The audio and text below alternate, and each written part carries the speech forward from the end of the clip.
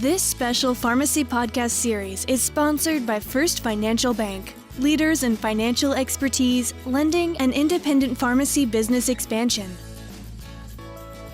And now, here's the founder and CEO of Pharmacy Podcast Network and series host, Todd Eury. This is Hegi. I'm a loan officer with First Financial Bank, and you're listening to the Pharmacy Podcast.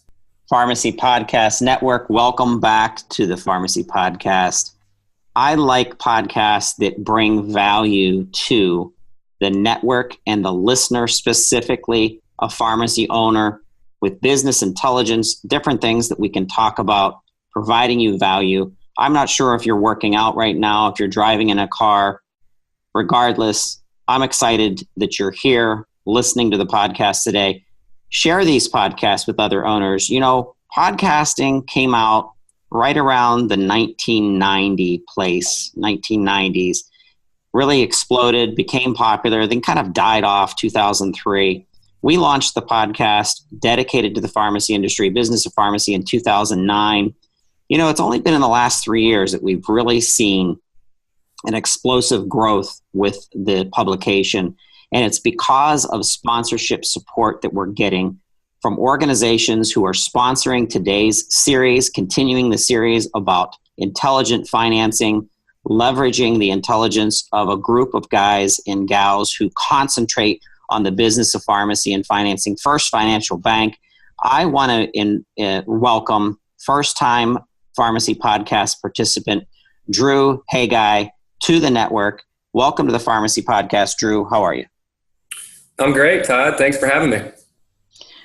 So business of pharmacy, one of the most complex businesses. I mean, there's dentists out there. There's, small organizations that concentrate on, owning your own practice with physicians and different healthcare businesses. But the business of pharmacy seems to have some other factors to it. The DIR fee nightmare that everybody knows about that's listening to the show, that takes back money weeks, months in advance into the future, which is just a head scratcher, and different aspects of challenges of what it is to be a pharmacy owner. When I think of what it would be like to come to a place in time in my business where I needed help buying a pharmacy, I needed help growing my business based on financial capital. Those kind of questions stress me out, Drew, because I don't feel comfortable in not knowing what I don't know. So that's the reason I'm excited about this series with First Financial Bank. You guys providing some direction to our listeners who are out there who have questions about growing their business and the finance, the capital that's needed to do so. So tell the listeners a little bit about yourself, why you're with First Financial Bank, and how it's differentiating itself from other financial institutions that a pharmacy owner could plug into. Sure. Yeah, you're exactly right. Pharmacy, small business of independent pharmacy, is unique. There's a lot of items that make it a little bit more complex than other businesses. And I think First Financial Bank has done a really good job of assembling a team that knows and understands pharmacy. We're in our 7th year now of our pharmacy lending division, and it's been very successful. We've had year-over-year growth each year since inception. The bank is 100% behind our division, which puts us in the right places, gives us the right resources to go help independent pharmacists. And it's been fun. I'm obviously a loan officer, so I get the privilege of working with pharmacists on a daily basis with a variety of different needs from a financing standpoint, and get to help educate them, help work with them as they strive to reach their pharmacy ownership goals. And it's a really rewarding job.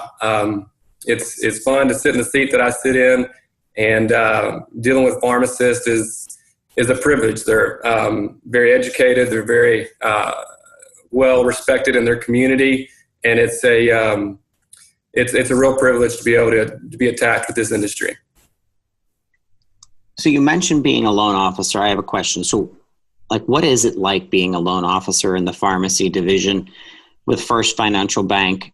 You know, what comes at you on a daily basis from pharmacy owners, and what do you enjoy most about this role? That's a good question. What comes to me on a daily basis? We get a lot of things. It's amazing how many folks, pharmacists out there, still want to start their own pharmacy. I think the enjoyment of working in the chain environment is probably at an all-time low, and so a lot of people are wanting to get into ownership, and that's exciting to be able to help pharmacists be able to do that. Obviously, work with a lot of multi-store owners as well, where they're buying second, third, fourth, fifth stores. So it's fun to be able to look at their overall portfolios, see how the store that they're looking at might fit in with their business plan, and to be able to help with that. It's a really enjoying. I enjoy my job a lot.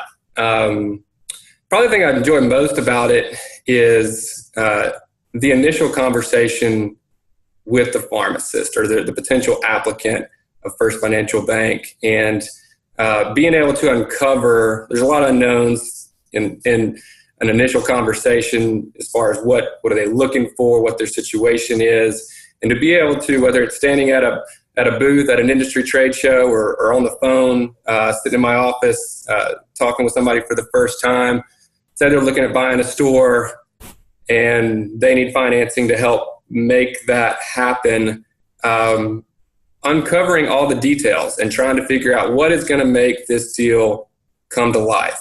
And because there's no two deals that look the same. Everybody's situation is different.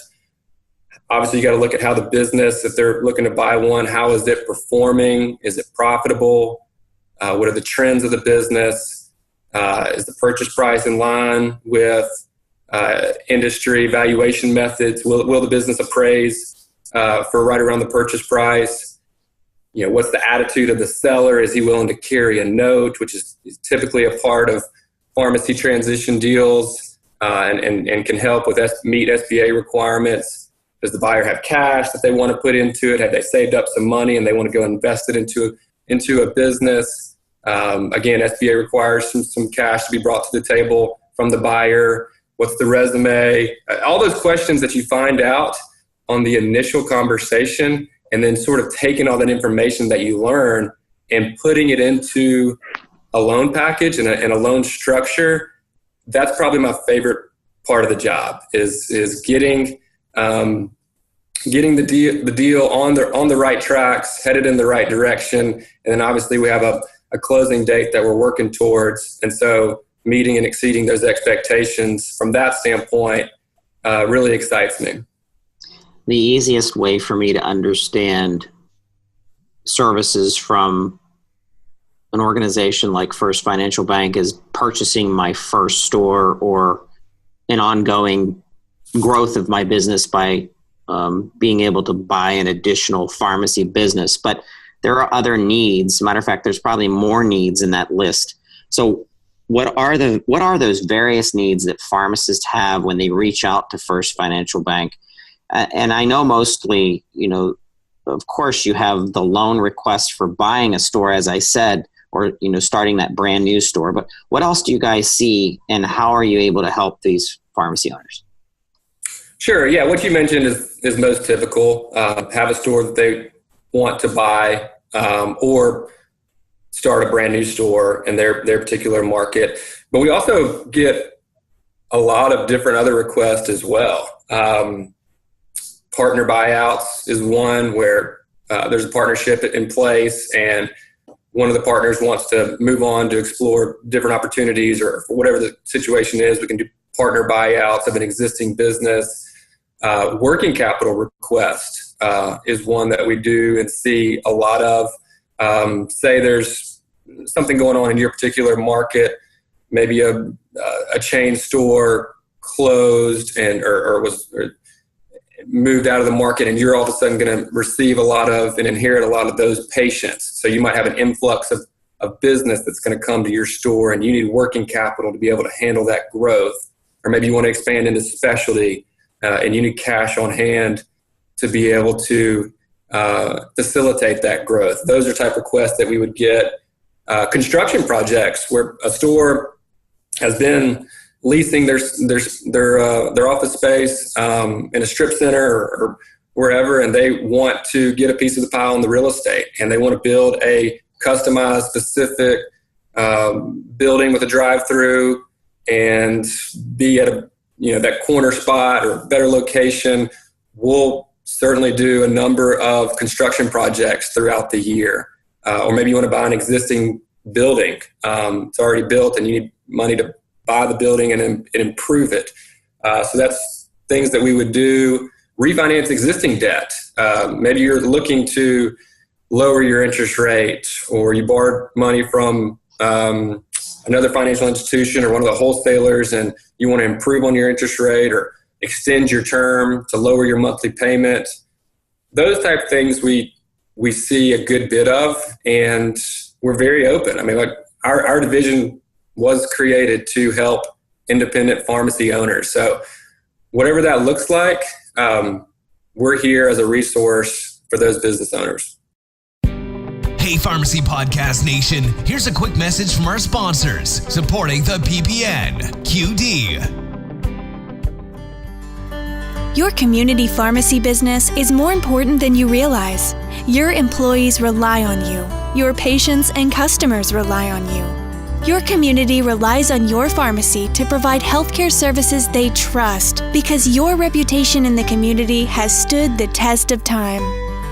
In making a decision, it is important to consider not only your business's current needs, but its potential future aspirations. That's especially true as you consider how you plan to invest in your business over the next few years. Before you start shopping around for a financial partner, consider why you need one in the first place. Are you looking for specialized services such as investment help or a small business loan? Do you understand the amount of monthly cash flow you need? Has your pharmacy business even started yet? Choosing a lender who understands the business of pharmacy is crucial to selecting a true partner for your capital and financial needs. Contact First Financial Bank today and discover a totally different kind of bank who's ready to work with you to help your pharmacy thrive. First Financial's lending team is made up of pharmacists, pharmacy owners, and has a combined 75 years of experience in pharmacy. First Financial Bank.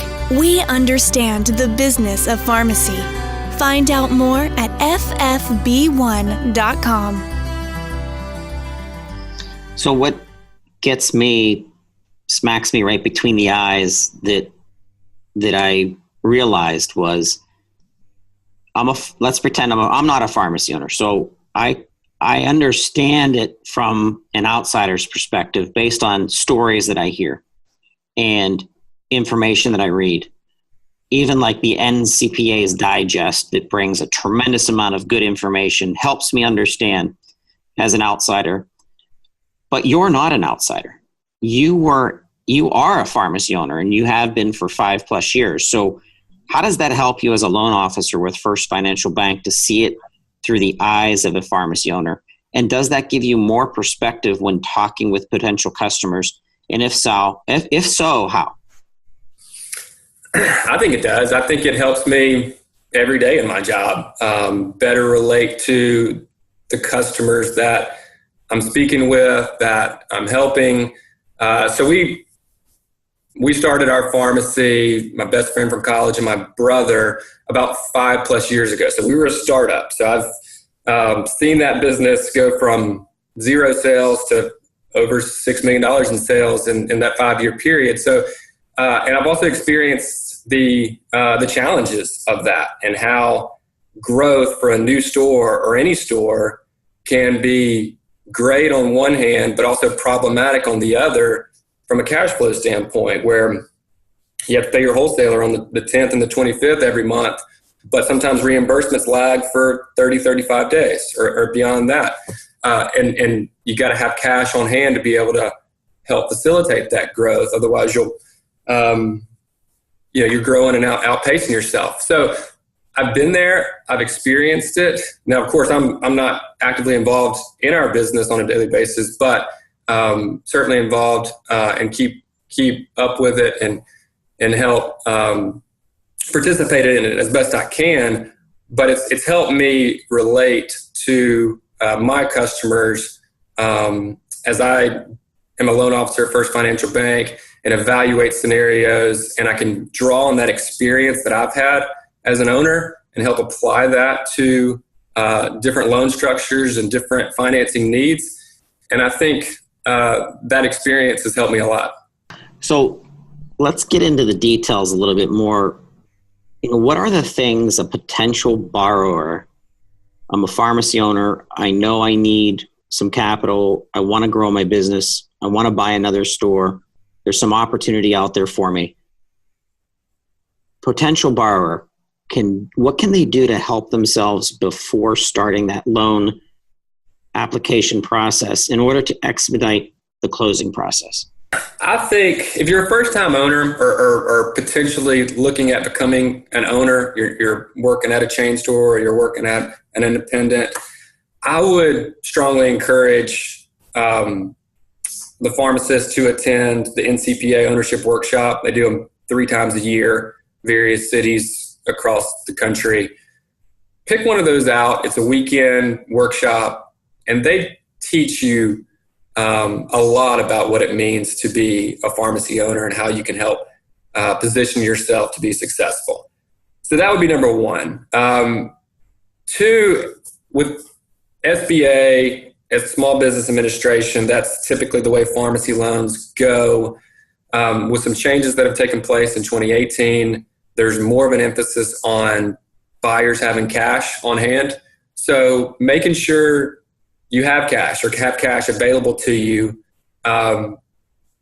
Typically, you're looking at around 5 or 6% of the purchase price that the buyer is going to be required to put in as a cash down payment. So if you don't have that cash, save it up, store away some cash, bring in a business partner potentially that would be an investor to help with that cash, or family members or what have you. It can come from a number of different places, but think about that, because cash is very important in pharmacy ownership through SBA these days. And then if you're working in a chain environment and you're looking to buy a store, make sure you're doing some PRN work or weekend work at an independent. I think independent experience is crucial. Certainly we do loans for folks coming out of the chain straight to an independent, but we like to see on that resume that you have been in an independent environment and you know what you're getting into. So those are some things that come to mind to better prepare yourself as you're looking to apply for financing and become a pharmacy owner. So you mentioned the NCPA, the workshop. We know that the digest comes out annually, and great information. If you're not plugged into that, definitely do so and leverage other pharmacy owners' intelligence, network on LinkedIn, find other pharmacy owners to talk to. There's so many ways to gather intelligence about the business of pharmacy and owning a pharmacy. First Financial Bank works with so many different partners, Drew, state associations, different buying groups and wholesalers. As someone who works with everyone, as someone who is a pharmacy owner themselves, share with us some best practices you have found in how owners can work with their industry partners to leverage opportunities to grow. Yeah, like you mentioned earlier, pharmacy is a unique business, and there's a lot of complexities to it. It's different. And so aligning yourself, having connections and partnerships with organizations that are committed to pharmacy, I think is vitally important, more so than probably other industries, because how different pharmacy is. And so attending the trade shows, several times a year. You have the wholesaler trade shows that are a lot of times in the summer, but you also have other organizations, NCPA that's in October, buying group shows. I think networking is very important and can pay dividends down the road through new opportunities just because of the relationships that you form with people in the industry. And it's most especially with attendees at some of these events where they're not in your market. And so there's not viewed as competition, but everybody wants to see each other do well. And so you can gain knowledge, you can gain insights by talking with others in the industry and having those partnerships and having those relationships across state associations, buying groups, wholesalers, that will really make a difference over the long run. And you probably don't realize it right as you're there, but over time, different opportunities probably will present themselves through being involved with those different organizations. So I had the pleasure of talking with Creative Care pharmacy owner David George in an earlier episode as part of this series. And he was sharing with me that comfort and trust level that he has not only with First Financial Bank, but more specifically with you. And I think the trust that comes is not necessarily with the word trust per se, but experience and being able to look at your background and the type of experience and knowledge that you have in running a pharmacy business, and then tying that into choosing the right lender. So it's almost like a trifecta of what it is to trust an organization, because you're practicing what you're preaching and you're walking the talk. So if for example, if you go to a big national lender and there's a guy that has a nice suit behind a desk and he has a lot of financial experience, but he or she knows nothing about the business of pharmacy, that's a head scratcher to me. And that in itself makes me think, why would I go to any other organization that didn't have very specific pharmacy business lending experience and or ownership experience? And that's why this team, it's like that super team, Larry Alexander with his experience, and yourself and other members of your team that have been around the pharmacy business for years. So I think there's a lot to that. And if you're listening to the show, you have questions for Drew, share with our listeners how they could reach out to you directly and maybe ask some questions. Sure. So email or cell phone is the best way to get in touch with me. And you can find that on our website, www.ffb1.com. Land on our pharmacy page and you can find our contact information. But First Financial Bank does a good job allowing the loan officer to be involved from start to finish. And that's the type of experience we want to provide for our customers, where you get a loan officer walking you through the loan process from start to finish. And I think you're right. I think we have that trifecta that we can offer between our lending and SBA experience. We've been an SBA lender for 25, 30 years. So we understand the ins and outs of SBA and make that process very streamlined. We have built a pharmacy team that knows and speaks pharmacy and understands the financials of pharmacy. And then myself and Bob Grawl, who's a pharmacist on our team as well, have owned stores and do own stores. And so we can provide that 360 view of evaluating a situation and making sure it's the right fit both for us and for our customers, which I think is unique. Drew, I couldn't agree more. I want to thank Larry and yourself and Bob for participating in this series. Very important to deliver good information through the network to pharmacy owners and potential pharmacy owners. If you're thinking about buying a store or growing a store, grassroots, reach out to these guys. They're going to give you direction. They want to help you to succeed. It's in the blood. It's in your blood, Drew, which is exciting. You've been doing this for quite some time. But thank you so much. Drew, in closing, anything to share with our listeners? No, just thanks for listening. Hopefully you were able to learn something about pharmacy financing, and don't hesitate to call. We're here. We'd love to visit with you, even if it's down the road. You just have questions. In general, we're always open to visiting with you, the bank would be a great financial partner for you, I believe. And again, thanks for listening. So if you're listening now, share this podcast with at least one pharmacy owner or potential pharmacy owner to let them know there is organizations out there. There are people out there that want to help you, direct you in the right way from experience and being able to build that trust. ffb1.com. Once again, that's ffb1.com, First Financial Bank. Thanks so much for listening to the Pharmacy Podcast.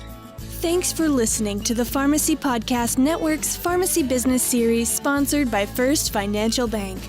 To gain an advantage in your pharmacy business's needs for growing, expanding, selling, or financial strategy, reach out to the First Financial Bank's Pharmacy Business Team. Go to ffb1.com and contact Larry Alexander for more information, or Google FFB1 Pharmacy. That's FFB1 Pharmacy. We thank First Financial Bank for sponsoring this Pharmacy Podcast Network Pharmacy Business Series. Be sure to listen to other pharmacy podcasts on the network and stay tuned for other First Financial Bank podcasts coming soon.